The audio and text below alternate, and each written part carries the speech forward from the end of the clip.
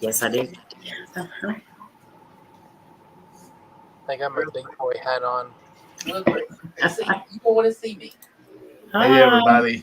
Thank you for coming. Share, share, share. I think we're live. Yeah, we're live. Yes, we're live. For 19, 21 seconds, 22 seconds. I think we're live, and I just now got a notification that I'm live. I just got the notification just now. I just got it too. Hey, everybody. Thank y'all for coming. Hey, Myers. Hey, Myers. Cheryl. Clairvoyant. Clairvoyant. Entity. Dia. Hi, Dia, Patty, Myers, Cheryl. So, Myers, that's your. I was messing with the other night. He was on there, and he was talking about the guy that posted this link up there. I said, why did you name it this? And he said, I didn't name it that. He said, that's just the person that posted it, which I was pulling his name. Hi, Florida. Hey, Florida. Hey, Florida. What's up, Myers? Hey, Cody. Glad you finally got Gabe. Cody, out of the hoose now. glad to hear you're doing better, bro. Hi, Charmaine. Hey, Charmaine. Charmaine. Debbie. So y'all, we're supposed to have Carrot with tea up here too, but she's on her way from work, so she'll be joining us momentarily. Hi, Debbie. Hi, Sherry. So what?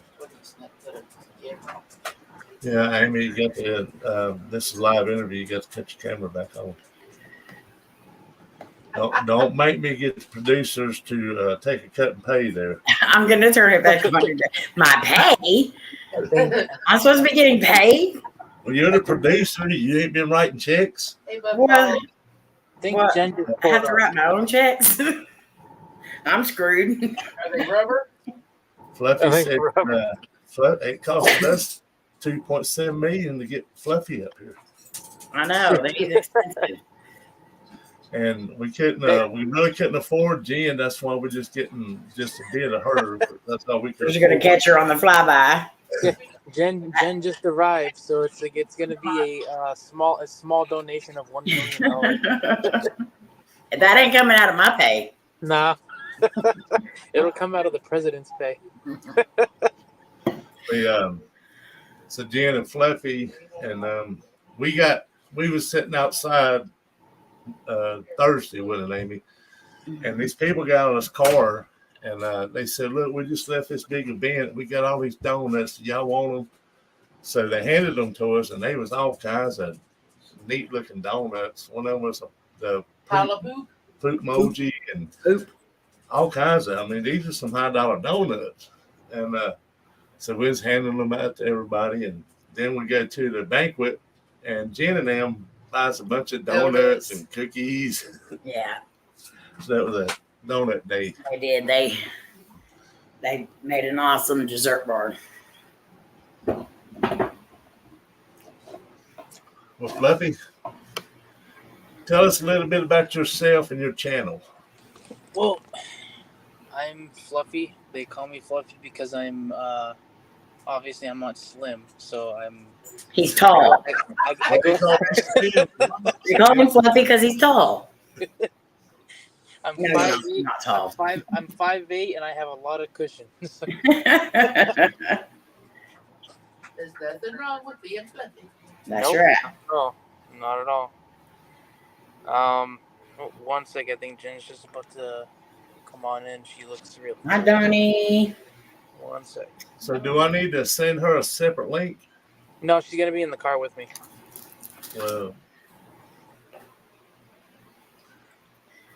Hey, Cheryl. Hey, Donnie. Hey, Debbie. Hey, Debbie.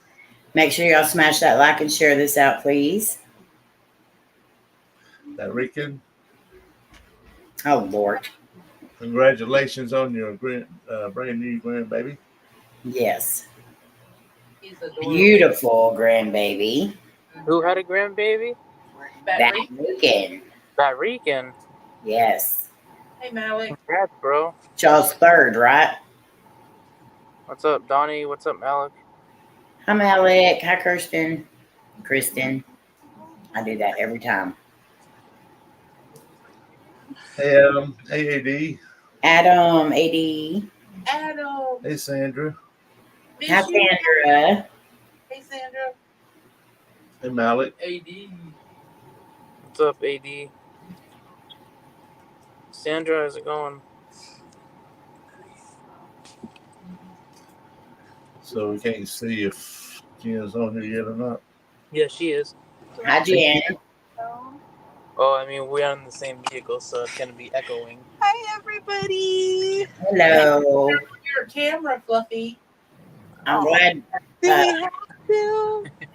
Yes. Hi. Hi. I'm glad you are better.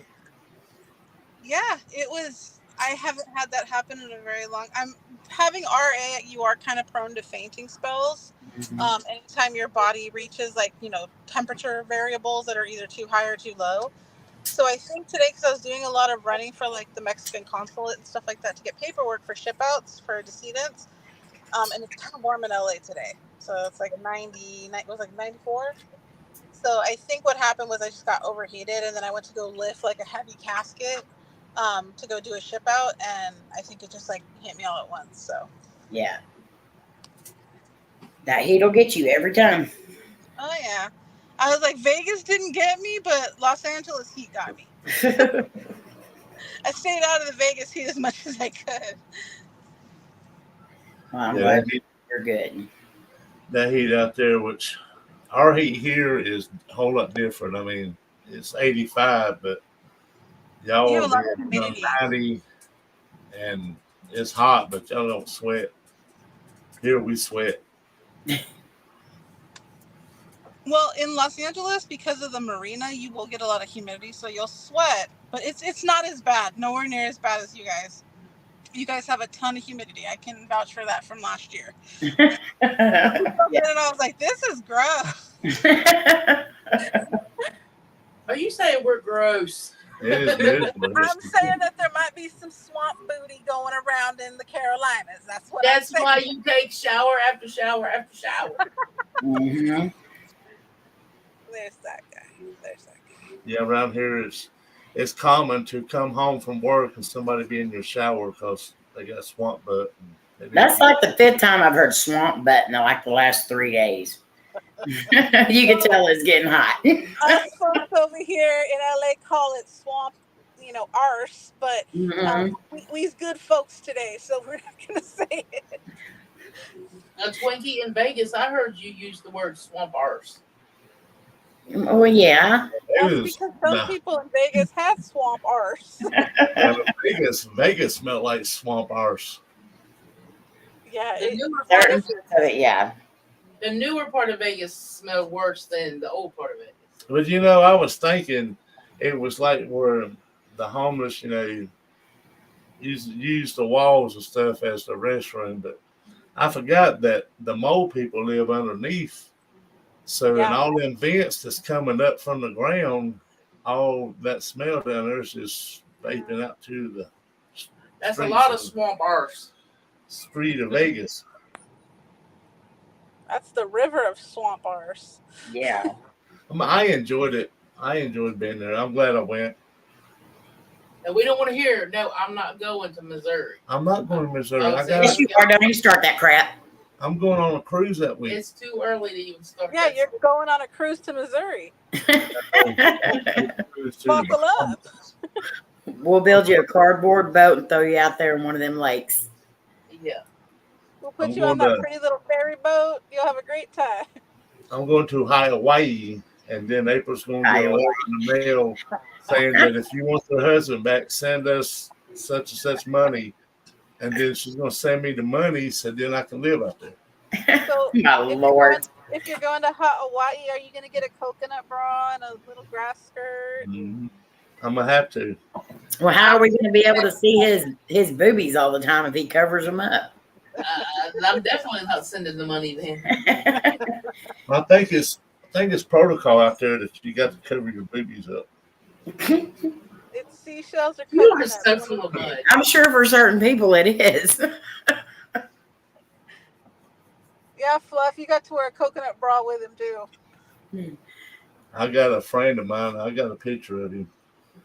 I don't know if I still got it or not. But we then went from interview to it's just a live story.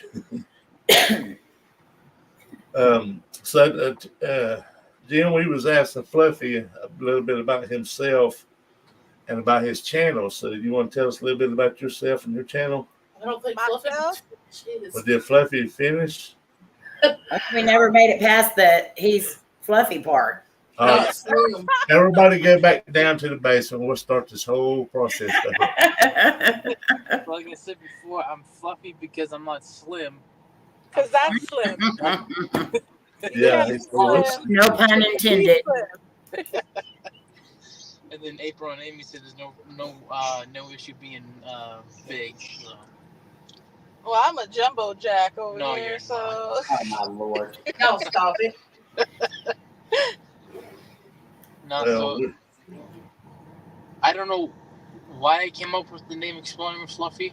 I just did. At one point, it was just I forget what the very first name of it was. It was for gaming at one point. I don't know what the name of that channel was at the very beginning.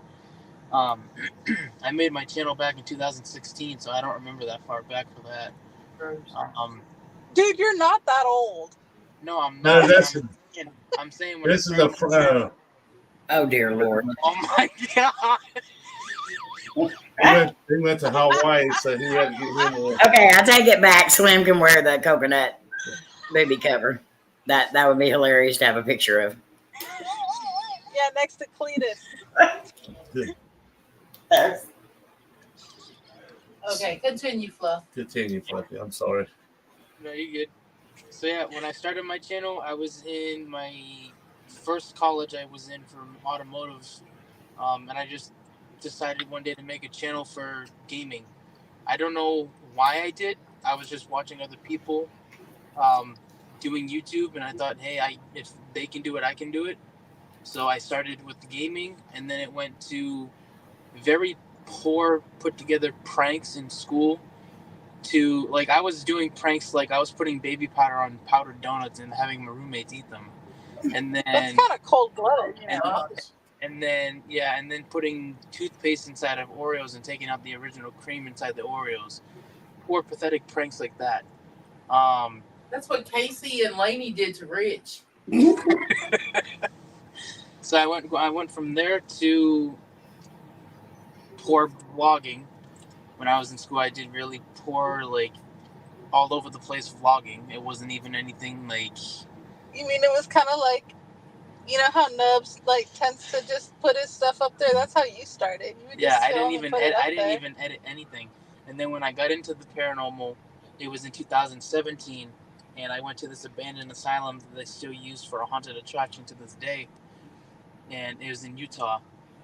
And before anybody says anything, I was not dissing Nubs in the slightest. no, I just know that he doesn't edit his stuff, and neither did this guy. No, I never edited a single one of my videos up until like mid 2018 when I found somebody to do the editing for me.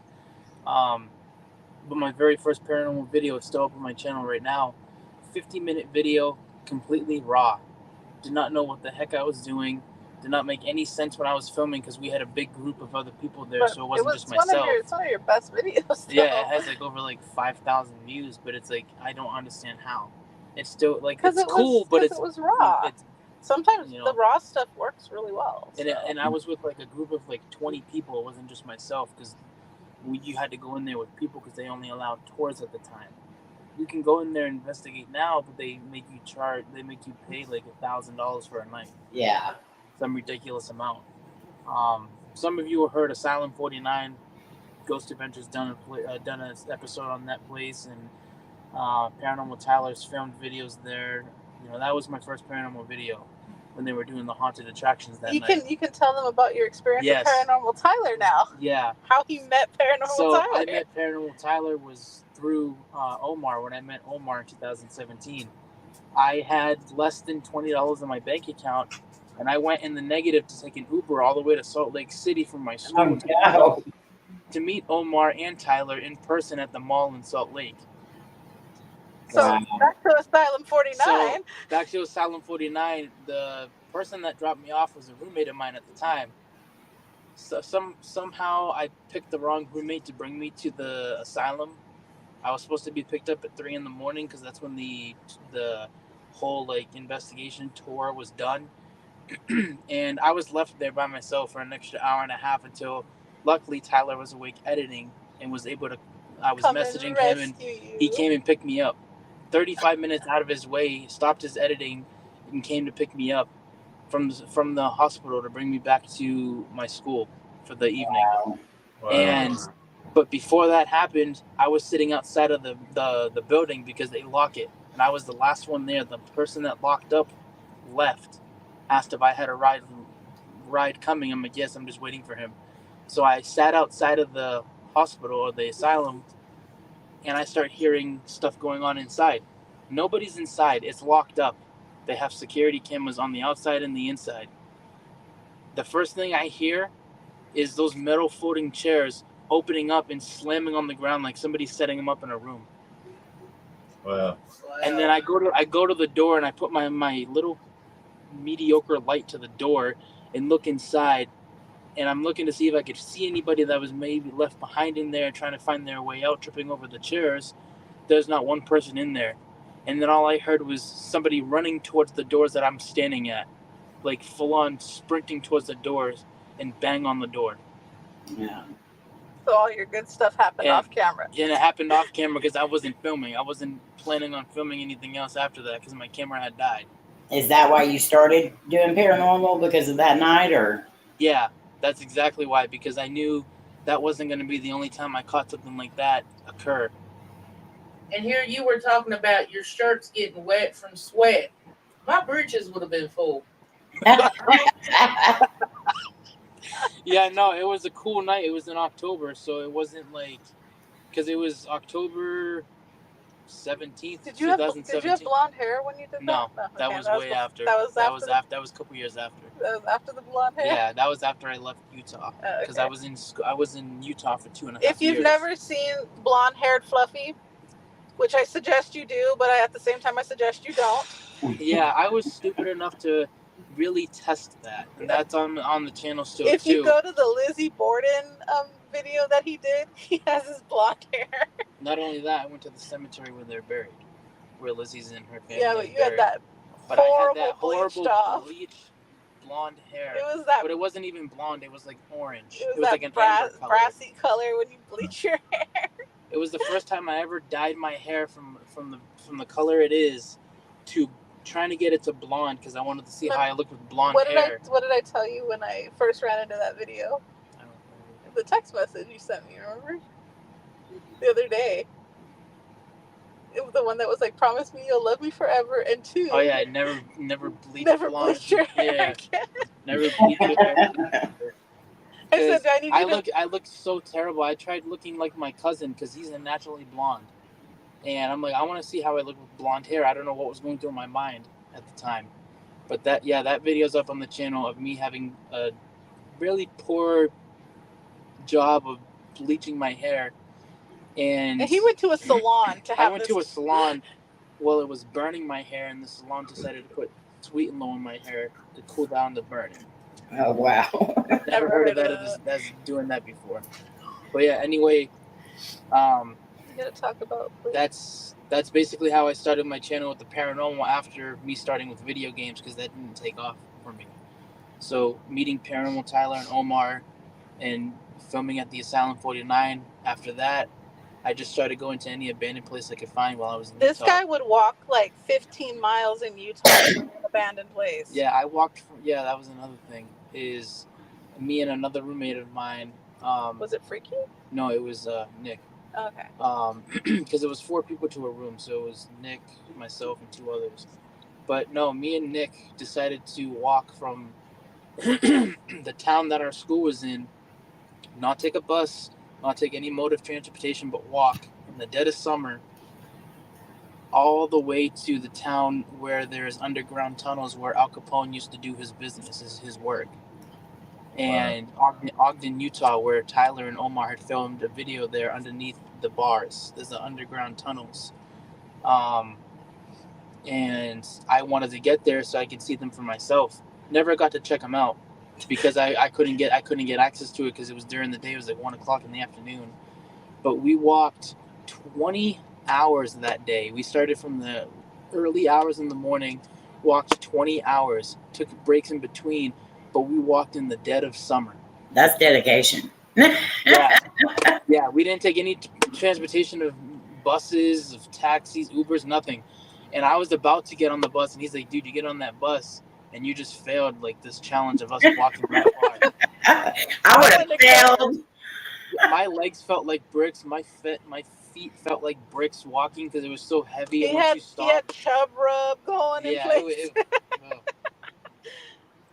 No, this is how dedicated he is. When we went to the Wave Cave, when we went to Spawn Ranch, where Manson and the family had lived, that descend to get to the Wave Cave is not easy. It's all dirt. The first time we went, I couldn't do it. I told him, I was like, I don't have the right shoes on. I'm not doing this because you literally slide down an embankment. You need to have boots and pants. So he goes down there like it's nothing. And he's playing around down there, and then he's climbing back up like on his hands and knees. And he was excited about it. Meanwhile, I'm sitting up there going like there's spiders and poison oak and all this other stuff. And I want to go back to the car. It was summertime too. It was in hot. August. Yeah. It was like the worst day to go, and we decided to go. And you were like in your glory moment. But I wanted to see that because I filmed that for a video that I'm still trying to put together. I have not finished yet. Well, you gotta go all the way to Michigan if you really want to finish it. Yeah, I have to go to Michigan to film one more part for this video that I've been working on for the last 2 years, and it's not even finished yet. And I started it when I first came here, and it was at the Omen House. That was the first place I went for that. That was our first real big place that we went. Yeah. But yeah, besides the Roosevelt. 2.5 years I've been filming this one video, and it's gonna maybe be like a 2-parter, just one long, like, I guess, like documentary type video. That's cool though. Getting all the different places that go to it. Yeah, it's gonna be in depth. It's not just gonna be the places I film. It's gonna be, news articles and clippings of the actual stuff that took place, and voiceovers of talking about what happened to these individuals and go in more depth, and instead of just showing you guys the places that I went to, because not everybody knows about the story of what I'm going to be. I don't want to say a whole bunch of it, but go ahead. I mean, they kind of know. Well, for those who do know, if they don't, then they haven't really looked it up or read into it. But the Sharon Tate murder, yeah, Charles Manson and all that. So he's been to every grave. He's researched all the locations, the murder locations, even where they went for their last meal. Yeah, we went to the restaurant where Sharon Tate ate. And we ate the last meal based off of the autopsy. Yep. The contents of their stomach dictated what they had ate at the restaurant, and we actually ordered that. And the only grave he hasn't gotten to, it's in Michigan. Michigander man has been there. Yes. Is J.C. Brink's grave. And I will say this, it's going to be in the documentary because I'm going to make sure it's there. But if you have not looked up J.C. Brink, and you go and you're a male and you go get your hair cut, you can thank J.C. Brink for the reason that men can get a stylized haircut, because he pioneered that. Like, of all the people that passed away that night, Abigail Folger, which is the Folgers heiress, and Wojciech Frykowski, but J.C. Brink gets left out a lot, and his backstory gets left out a lot, and he has a phenomenal backstory. Yeah, he was her hairdresser, right? Yeah, he was he did Elvis's hair. He styled the Rat Pack's hair. Yeah. He pioneered men's hairstyling from, saying that men should get their hair washed before it gets cut, so that we're not interfering with, the natural growth patterns in the hair, and actually styling it properly. So he, used hair dryers on men, and that was unheard of. So he he has a really cool backstory. I highly suggest people look into it. It's really cool.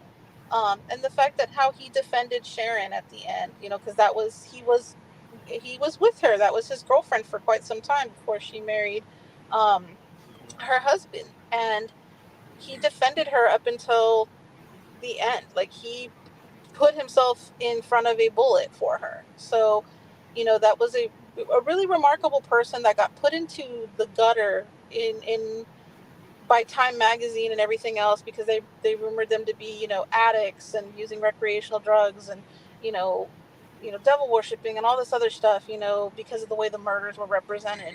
So, yeah, there's a lot of lore to it and a lot of really cool components, but the truth is very humbling. And there was some really, you know, interesting parts. And then have people don't even realize the young man that got killed, Stephen Parent, and his that was the last and Bravery film. and you know his role in it. It's just the being able to retrace those steps and learn about it was a really cool experience. That's why it's taken so long. Well, So that's cool. When you get it made, we'll have to have you back up again one night to talk about it after you post your video.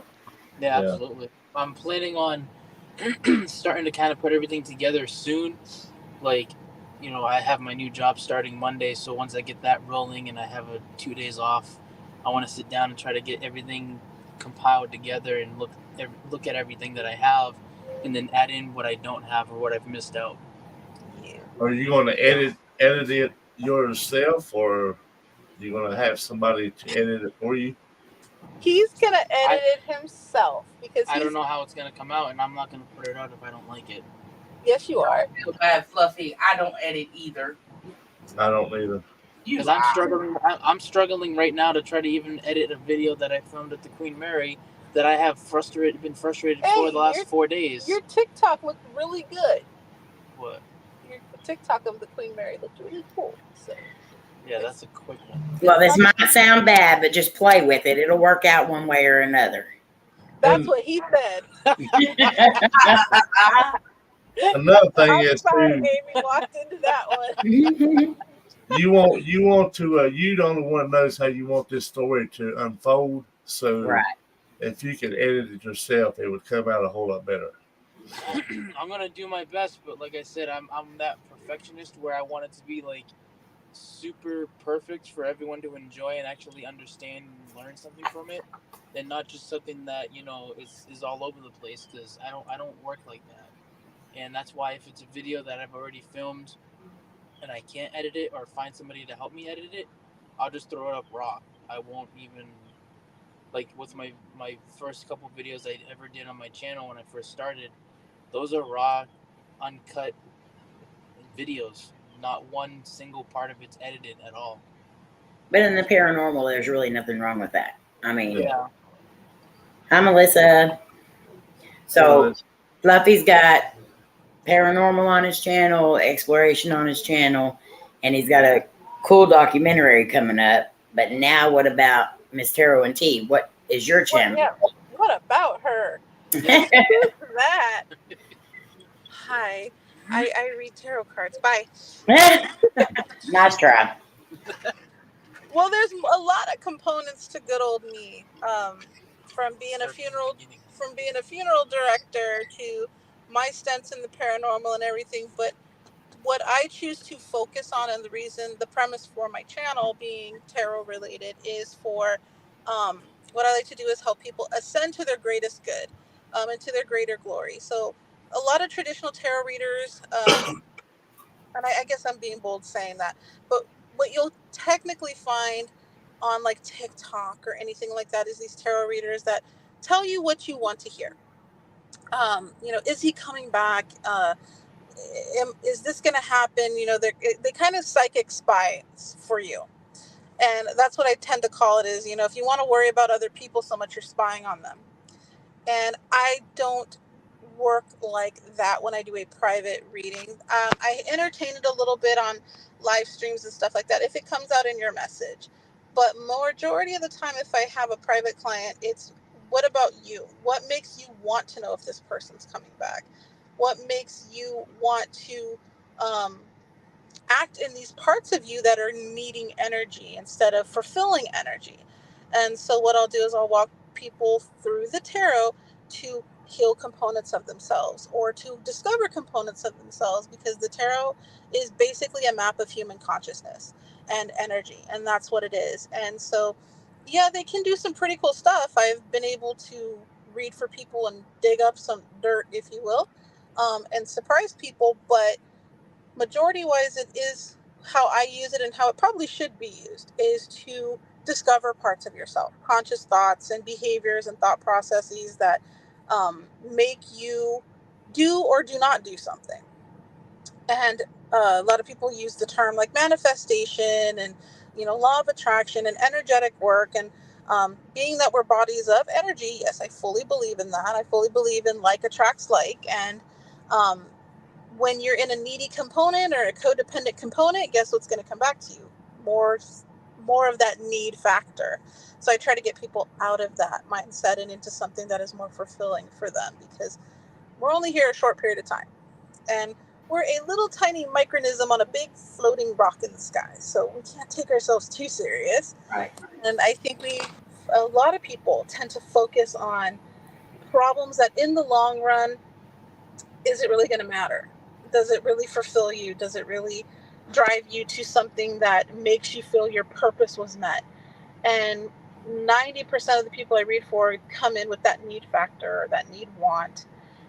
So I do use my channel for various outputs. I've done the para games. I've done some investigating with Fluff, and I've done some unboxings and reviews and things like that.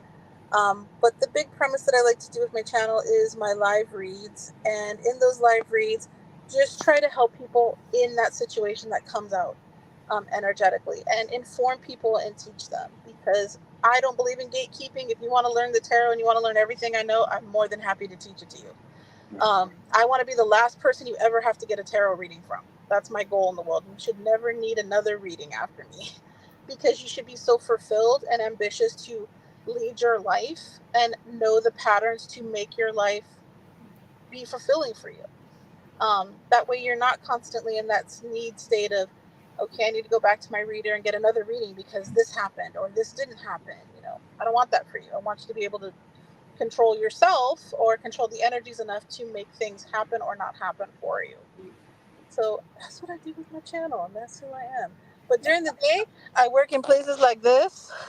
And people wonder why. And I'll tell you why, because dead people don't talk very much, typically.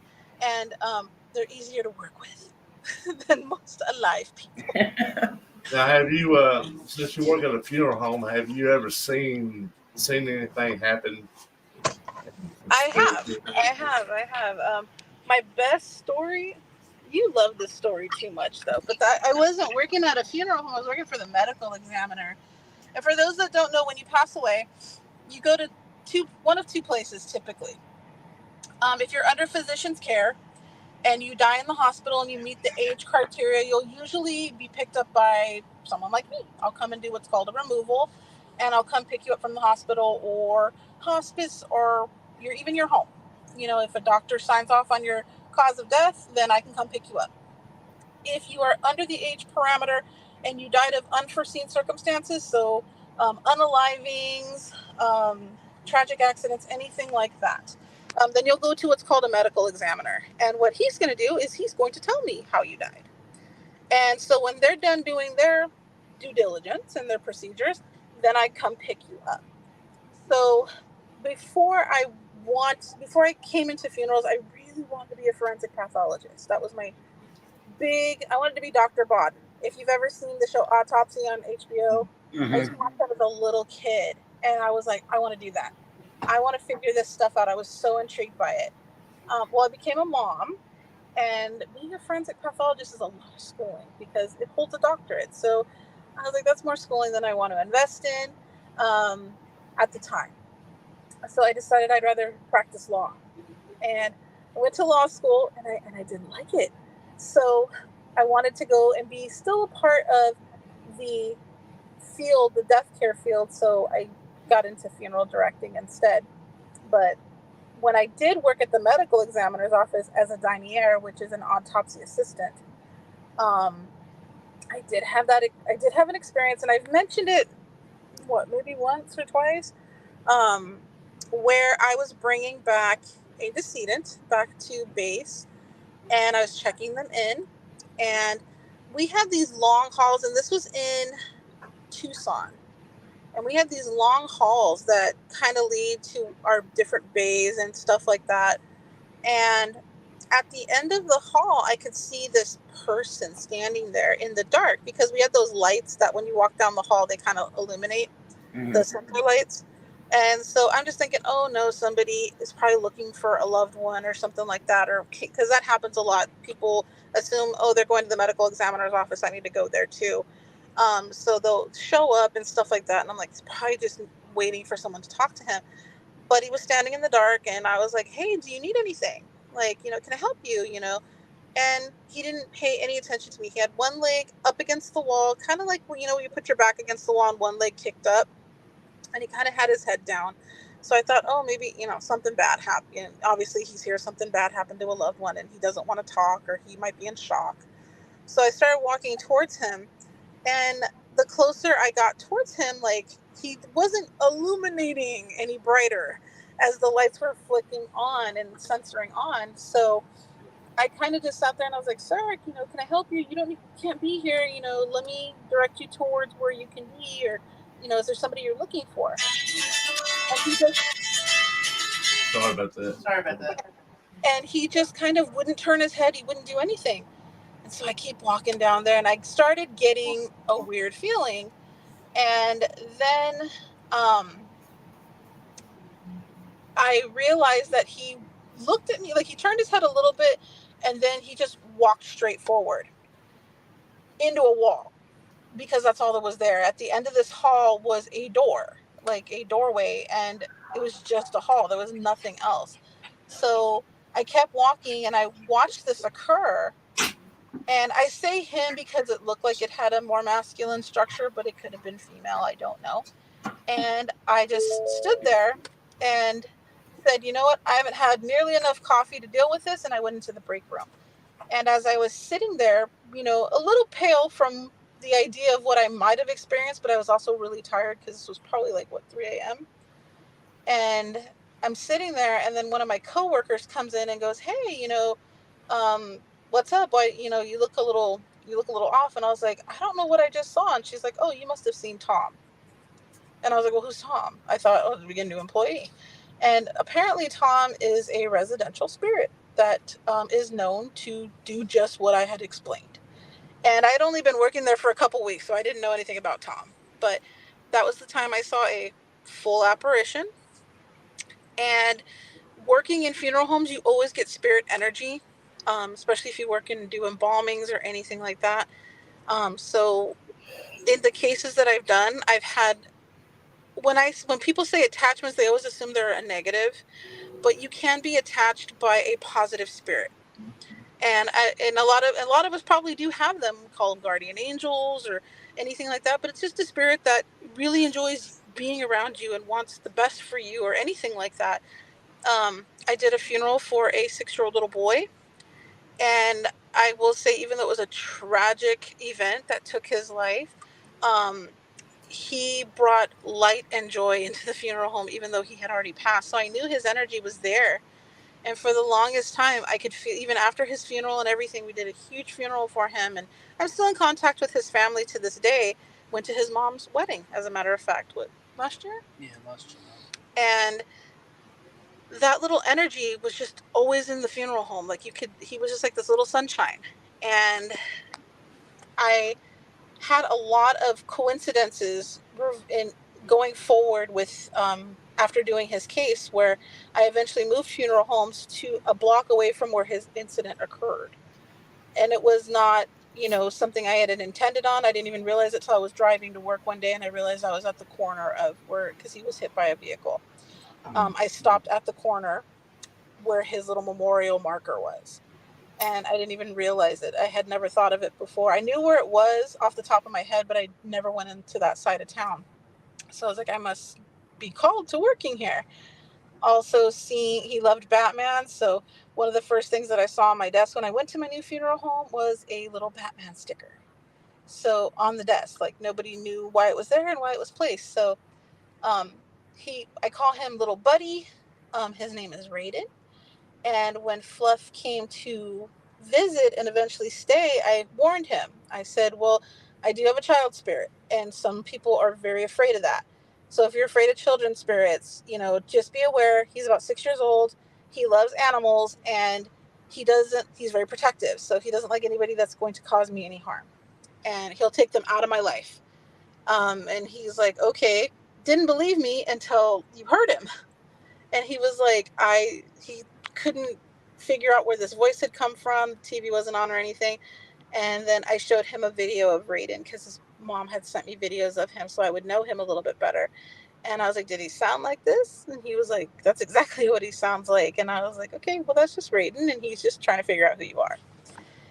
So that's the one spirit that is in my house, and I'm more than okay with him being there. And he's the only one I'm okay with being there.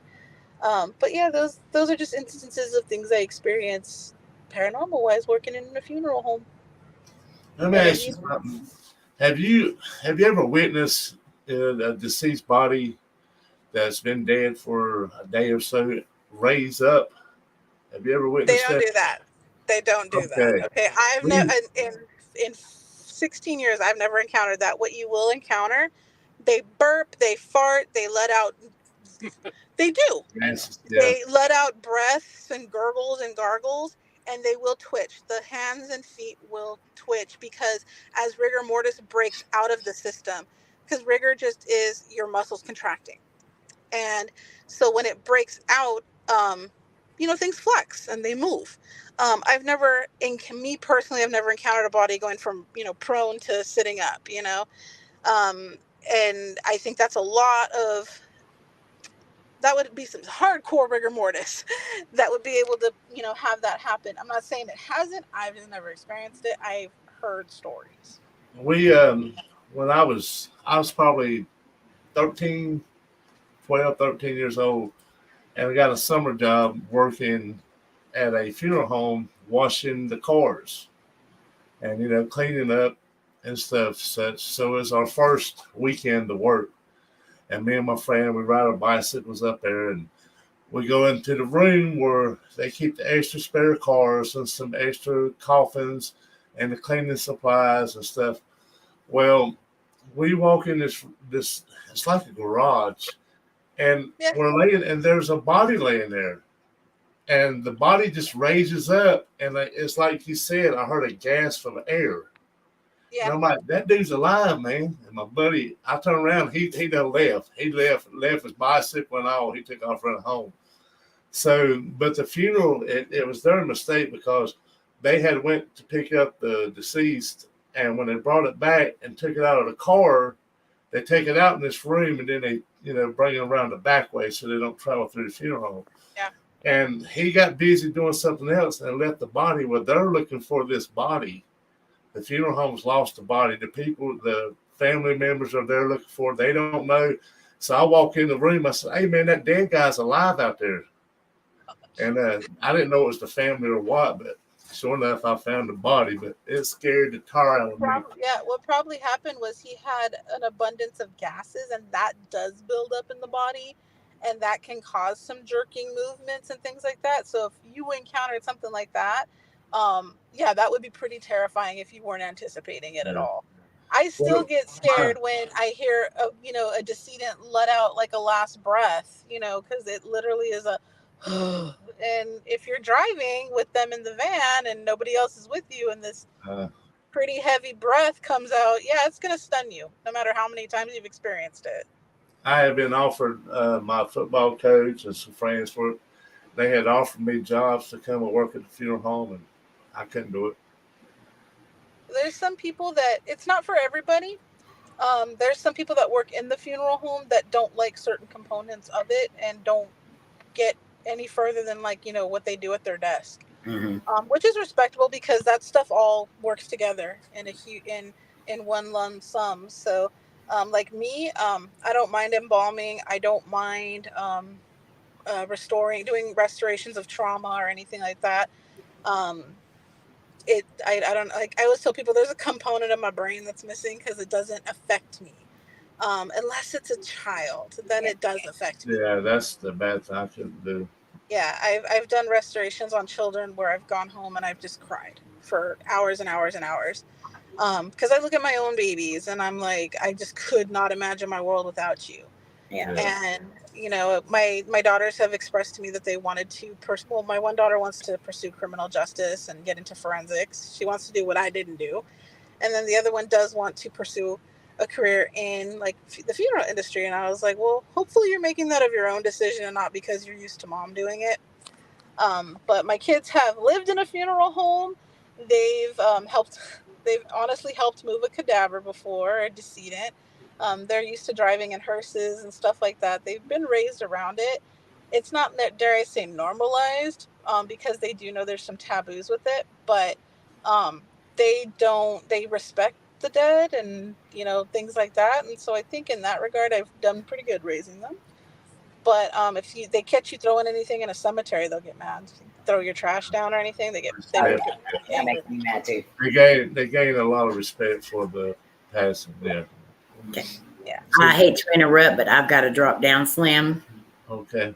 She's got an interview to go to. But I'll listen back to this when I'm done. To the rest. All right. Thank you for coming, Amy. So, Fluffy, is the Salem, is that the scariest thing that you've ever encountered?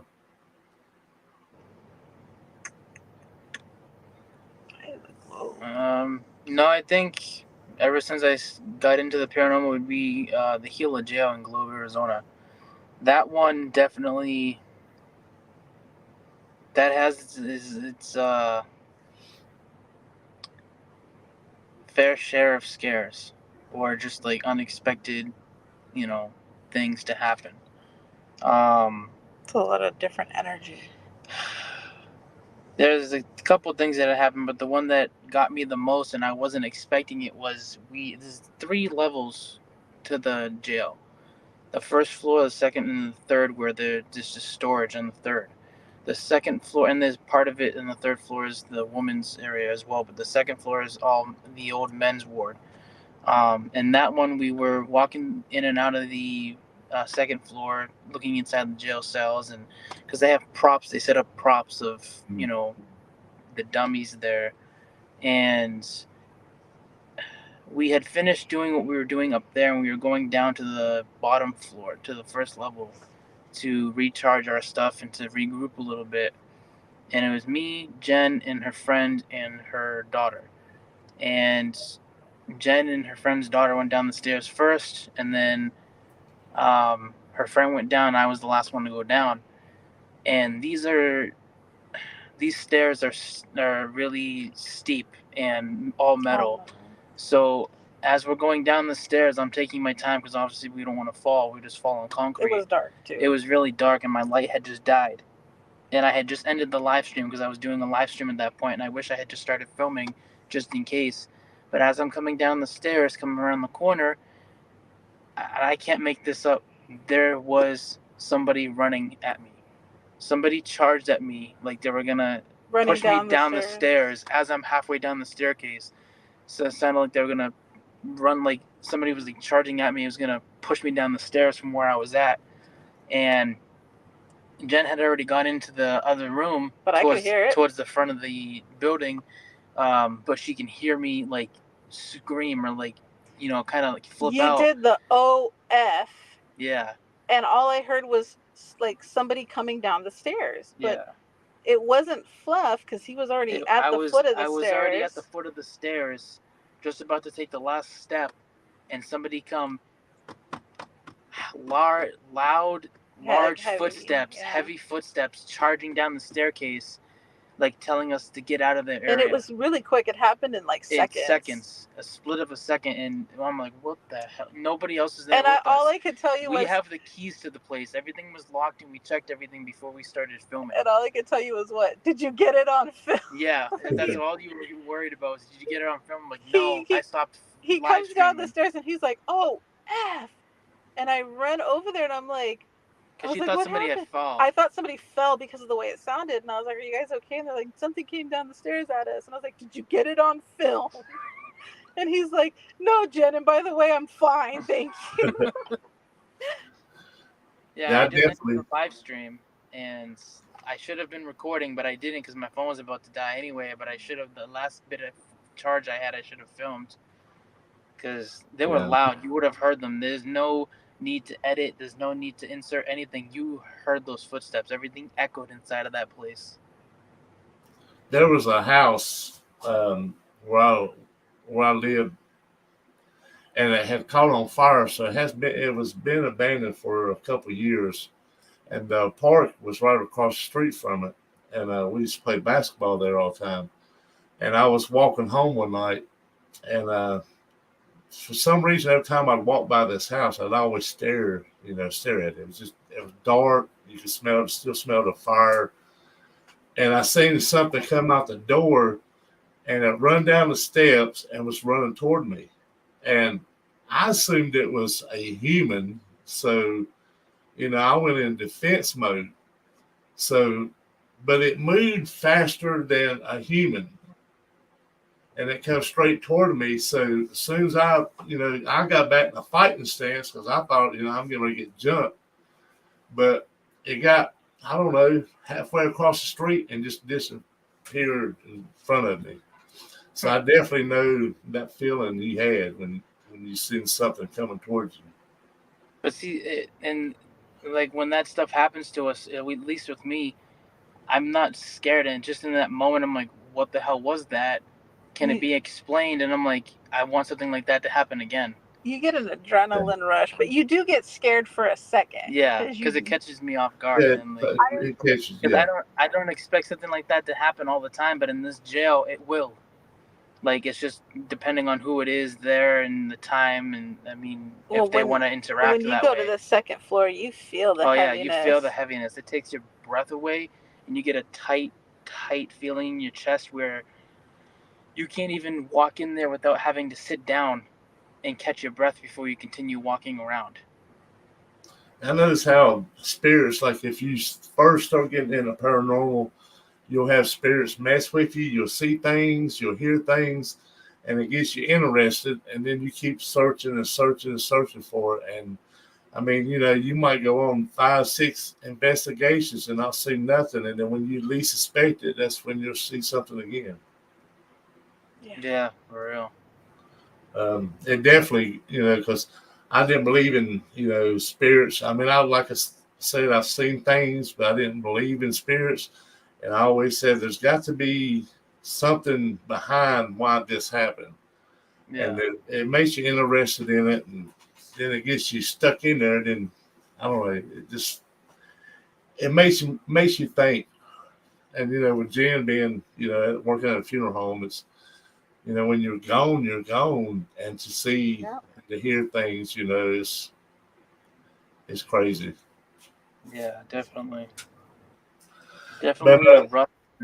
So, yeah. We're going to have to end this because it's 5 minutes till 9. But I would like to have y'all back up here because we actually really didn't get by the first question. Okay. Tell us a little bit about yourself. Definitely, if you're available Sunday or whatever day you're available, because her schedule is Monday through Friday. Mine is going to be, well, not this Sunday, but my original schedule is going to be Sunday through Thursday, so I'll be off Friday, Saturday. She'll be off Saturday, Sunday. So if you're free on a Saturday, we can talk all day.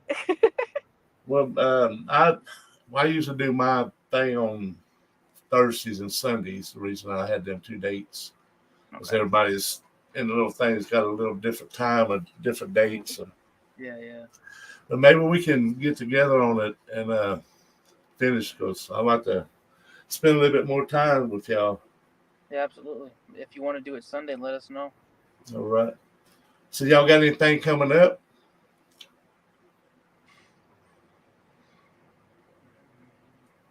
Well, you got the Queen Mary video and stuff like that should be coming up.